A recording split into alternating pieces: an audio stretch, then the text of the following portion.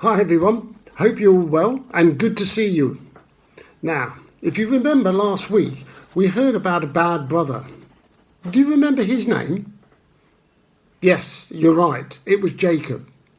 And do you know that even though Jacob had cheated his brother, God still had plans for him?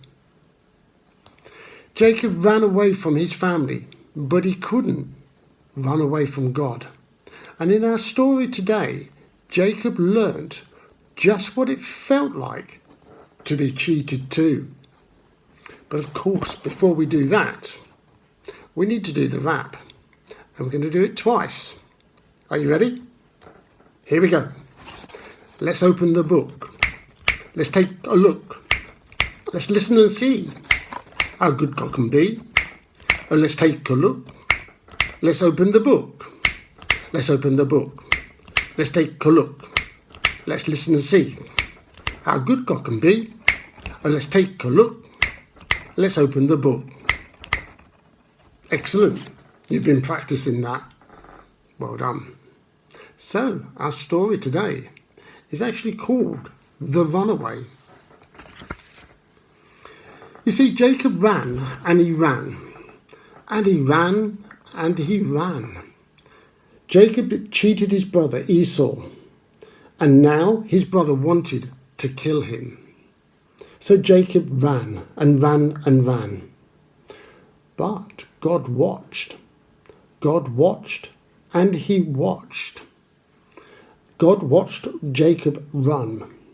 And when Jacob was tired and he could run no further, when Jacob fell exhausted to the floor, with only a stone for a pillow, Jacob was finally ready to listen to God. And then God spoke. But he came to Jacob in a dream, and there was a ladder reaching right up to the heavens, with angels parading right up and down. And at the very top of the ladder, stood God himself. Jacob, he said, I am the God of your father, Isaac, and your grandfather, Abraham, and I am here to make you the same promise as I made to them. This is your land. Your family will be great, and one day through you and your family, I will do wonderful things for the world. Now go and don't be afraid. You can always count on me to protect you. Jacob woke up quite amazed. He said, thank you to God, and he left a stone to mark that very special place. And then Jacob ran, and he ran, and he ran. In fact, he ran all the way to his uncle Laban's house, and that is where his mother had told him he would actually be safe. And it's where God knew he would learn a very, very important lesson. Now Laban, his uncle Laban, had two daughters. The older daughter was named Leah, which actually means tired. The younger daughter's name was Rachel, which means lamb. Rachel was beautiful, and the moment that Jacob's set eyes on her, he knew she was the girl for him. Wonderful, said his uncle Laban. Now, if you work for me for 7 long years, she will be your wife. Well, 7 years passed, but Jacob was so much in love with Rachel that it seemed no longer than a day. The wedding was well attended by all. The dress was beautiful. But when Jacob pulled aside the veil that hid his bride's face, he found himself actually looking into the eyes of Leah, the other daughter. Oh, I forgot to mention, grinned Laban. Leah is my eldest daughter, so she has to marry first.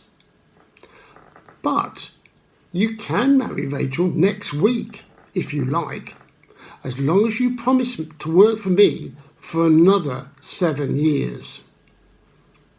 Jacob looked at the ground. He went. Now the cheater knew what it felt like to be cheated. But what else could he do? Well, he waited a week and he married Rachel, and then he worked another 7 years for his uncle Laban. And after that, he then headed home, a very, very different man to the one who had originally run away. Well, Jacob walked, and he walked, and walked. And when he was about no more than a day's walk away from home, he saw Esau, his brother, walking towards him. Jacob told his family to stay behind, and he walked ahead to face his brother's anger. He wasn't running now. He believed, in fact, that God would protect him. And so God did, because Esau was very different too.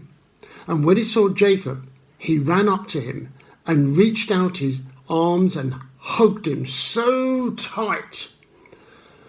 "I'm sorry," said Jacob. "I forgive you," Esau answered. And the two sons of Isaac became firm brothers and friends at last. Well, thank you for listening to that. And that's a very, very nice and very, very interesting story. You see, Jacob learned that even though he had, in fact, done a bad thing, God still loved him and he wanted him to change his ways.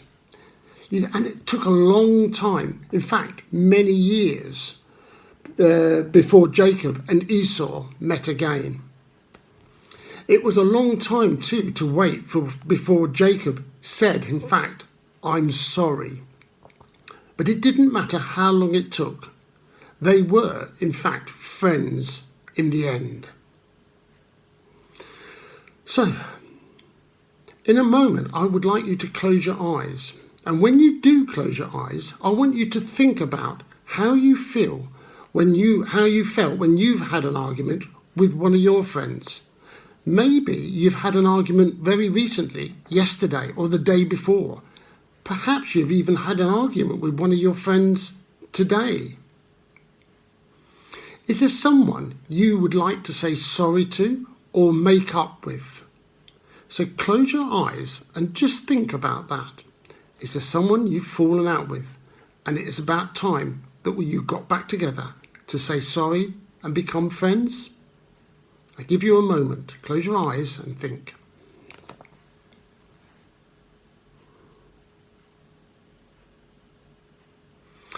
Yeah, I'm sure there must be somebody. And even I do the same every now and again. When I've fallen out with somebody, I have to think, it's about time I said sorry. So it's a great story.